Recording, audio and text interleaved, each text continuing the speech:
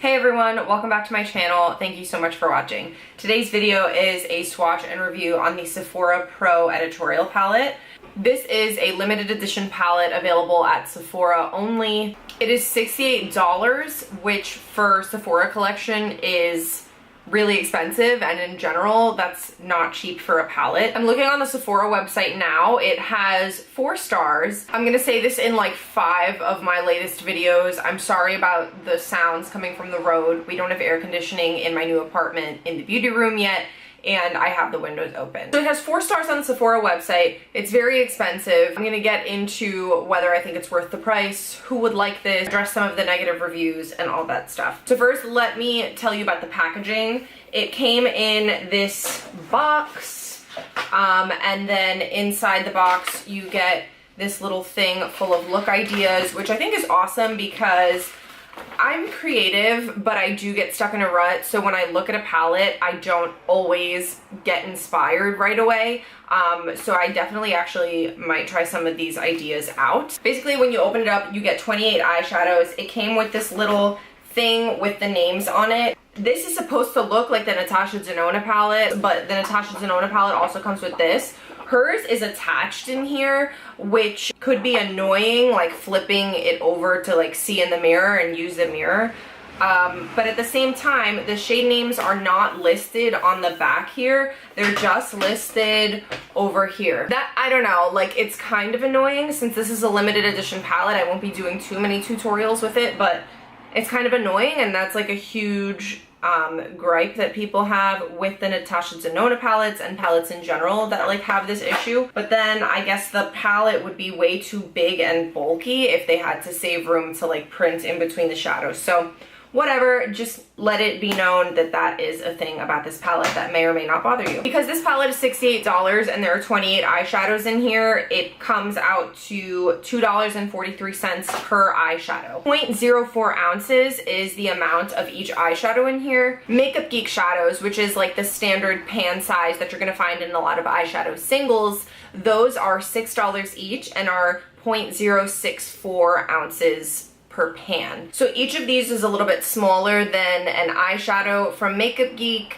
So think about how quickly it takes you to burn through one of those eyeshadows, and think about burning through all of these only a little bit quicker, I guess, because they're a little bit smaller, and think about how long that would take. Yes, it's a really good value. Each shadow comes out to less than $2.50. So it is an excellent value for the price. But that's not why I bought this palette, and that's not why I would recommend a palette like this. The packaging is very heavy, which might not be great for you if you travel a lot.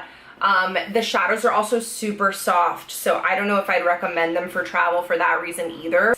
It looks like it's gonna have a snap closure, but it's actually a magnetic closure, which I think is good because it's like easier to kind of open and close. But the packaging is really nice. A lot of people who left negative reviews said that it came broken, so I was really worried, but mine did not come broken. It came fully like in one piece. There was some paper and bubble wrap in the box. It could have been packaged a little more carefully by Sephora, but whatever, it didn't break. Another limited edition palette from Sephora with like a rainbow vibe to it, I think this was 2 holidays ago, is Mi Vida Loca Remix by Kat Von D. I'm not gonna do a swatch comparison. I'm just gonna show you side by side what they look like next to each other. So this one is way more bright. This one is rainbow colors, but it can come off kind of neutral in comparison. So I'm happy to have both, and I'll probably use this one more than I use the Kat Von D one. I'm gonna tell you some pros and cons. I'm gonna go through the cons first real quick. The first one is this shade right here. It's like a rose silver. This one comes out like not super duper pigmented. You'll see in the swatches. It's hard to tell on my skin tone as well, so I know it's not like super fair, but it looks really cool in the pan, but then when you dig into it, it's not that pigmented, so that was kind of disappointing. Another con that I'm gonna give this is that there's no like there are plenty of brights, but they're all bright mattes. Like all the metallics are neutral shades, which is so kind of bizarre, and I don't think that overall is a con. I just think like it would have been better if they had like a metallic lime green or a metallic teal or a metallic something like bright, you know what I'm saying? It doesn't mean that it won't work, because you could like frame the eye with mattes and then do, so normally what I do is I frame the eye with neutral mattes and then I put a pop of color on the lid. So I think it's cool that this gives me personally something kind of different to work with, but I also think that it just would have been better with a bright metallic pop. That's all I'm saying. Another con is that the mattes are super powdery, so you are gonna get a lot of kickback when you're dipping your brush into the pan, so it gets very dusty and it can get messy, and when you're applying it, there's definitely fallout. That being said, they blend very well because they're not like chalky gritty, they're like very soft. But that same quality makes them have a lot of fallout, and it makes you go through the product really quickly because you're constantly kicking up powder when you're dipping into the pan. So in that sense, you might not be getting your money's worth. And the other thing is, like, the way to get around that is to apply them over a sticky base. Like when I did this eyeshadow look, I applied Urban Decay Primer Potion in Eden all over my lid, did all my crease colors, and then I applied the NYX Jumbo Pencil in Milk all over the lid, blended that out, and applied my lid colors. That's the same way I applied it the other day when I was wearing these shadows all day, and they lasted super well. So there is a way around that. They just are messy to work with. The other con is that there's no yellow. Like, there's a yellow gold, which is awesome. I freaking love this shade. It is so good. It lasts so long on the lid and it applies so well, but there's no like matte yellow, which I found the palette would have been like more complete with a yellow. Okay, now I'm gonna get into the pros. First of all, as I already mentioned, they're very soft, and for the most part, they're very pigmented. You'll see in the swatches which ones don't swatch so well. Mainly this shade right here, the Rose Silver Metallic, and then this green shimmer it's just not super pigmented, it's kind of stiff. But other than that, for the most part, the other shadows are highly pigmented. And if you apply them with the proper base, like a sticky base, they'll definitely stay bright throughout the day. Like the pictures that I take, they look so bright. And as I mentioned before, if you apply them with like something sticky and like a pigmented creamy base underneath, like NYX Milk, or you could use like a black eyeliner or something like that, black bases will really bring out the dimension in shimmer shades, for example, or it'll really deepen and give richness to the darker matte shades. Anyway, if you apply it with a sticky base, you will get a really long wear out of these. Like the other day, I was out for, I kid you not, 13 hours with makeup on, and they stayed on. I wore this gold on the center of the lid, and it did not have fallout on my face throughout the day. It stayed like shiny and sparkly and metallic and amazing. Like, thank you. Another pro is that this palette is not like a one-trick pony. Like, you get a range of different kinds of shadows. So you have a row of, well, most of them are duochromes, which means that they have like a certain base to them, and then they flash or reflect a different color. So most of these have a clear base and then reflect a different color, which you'll see in the swatches. But like this one I have on my face as a highlight right now. I don't know if it's picking up on camera. By the way, I have a tutorial of this look and I will link it down below. I'm trying to upload these on the same day, but when this is up, it will be linked down below. Anyway, and then you get a range of bright mattes, and then you get these metallic shades. Some of them that are more shimmery, well, like this green one is kind of a dud. This blue one is nice. Then the metallics are kind of a cross between the Huda Beauty textured shadows and the Glitter Injections pressed glitters. The pressed glitters by Glitter Injections, you dip your finger in and you can almost feel like the oil. It's kind of like a built-in glitter glue, but it makes it so when you transfer the shadow from the brush onto your eyes, it's like so easy and it actually sticks. Like, you don't need a glitter glue. But these aren't quite glitters, they're more metallic shadows, whereas the Glitter Injections pressed glitters have like a bigger glitter in them. These are like a little bit finer. They're still sparkly, but they're more metallic because it has like a finer sparkle to it. Another pro is that I actually find this palette quite inspiring. I know I was just talking about Mi Vida Loca Remix by Kat Von D, by the way, like I was knocking it. I wasn't, because the quality of those shadows is amazing. It's just like I don't find myself reaching for those colors, and I don't find the layout of the palette, I find it more like cool than inspiring for me to use, you know what I'm saying? Whereas this I find inspiring, and normally when I see like Morphe palettes and BH palettes that have like a ton of shadows in them, I'm like, that is not inspiring. Or even the cool and the warm versions of the Sephora Pro palette, I look at it and I'm like, there's just too much shit in there. Like how am I supposed to think of a look with like all of those shadows? But this, when you look at it in quads, like these four or these four, like you just want to put different combinations on your face. Like it's, I don't know, like I haven't felt this inspired by a palette in a while. And then if you look at the bottom half, it's actually like kind of neutral. Like I wanted to do for this look, well, I did this look because I wanted to demonstrate as many of the shadows as I could, so that's why I did more of a rainbow look.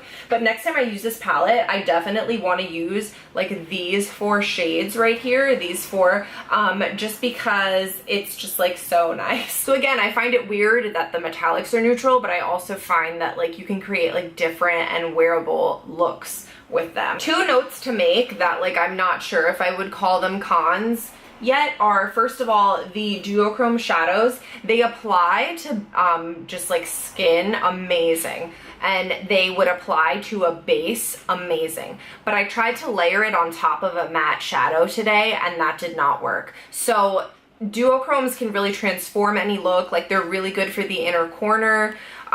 They just kind of, I don't know, they're like ethereal looking, like they're super cool, and you can use them to highlight your face as well. But if you think you can just beat your entire eye with mattes and then pop a duochrome in the center, it's not really gonna work. The other thing is more of a question, like some of these bright shades, I don't know if they would come up ashy on darker skin because they're pigmented, but a lot of them are not like rich. Like I'm sure some of these lighter shades you could put on deeper skin as like just a pop of color on the lid, but there's a lot of white in some of them, so that can appear ashy on deeper skin. So if you have deeper skin and you've tried this or colors like this, kind of based on the swatches that you're gonna see, let me know in the comments down below, and just so other people can know whether you could make good use out of most of these shades. And that's not to say that dark skin can't wear bright colors, because bright colors look amazing on dark skin. Like if anything, they pop more. I'm just wondering if some of the mattes have too much white pigment in them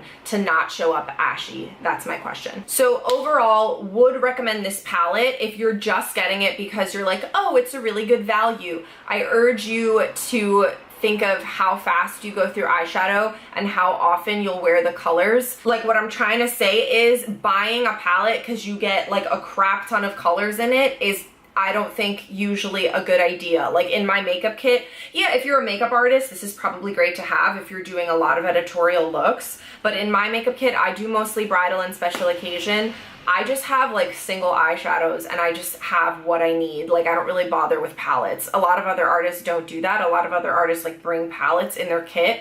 I don't do that. I just use singles because it's just not cost effective to have palettes. You know what I'm saying? Like I'm not gonna use all of those shades. So what I'm trying to say is don't be captivated by the fact that there are so many freaking shadows in the palette. Like I don't think that's the reason to buy it. If you're like, oh, I love duochromes, I love bright mattes, and I love these metallics, then yes, this palette is totally worth it. Like there are only a couple in here that I would call duds, and really just like 2 shadows honestly that I would call duds, and everything else is like either pretty good or very good. So yeah, I mean, the fact that I think I'm going to use every single one of these shadows, that makes it worth it to me. If you're not a lover of bright shadows, don't get this palette. Like don't get this palette just for these metallics. Makeup Forever, Makeup Geek, Glitter Injections, like they all have metallic or glittery singles that you can buy that will do the job just fine. If you're thinking, I already have too many rainbow palettes, you know, I have this, I have the NYX Bright Mattes,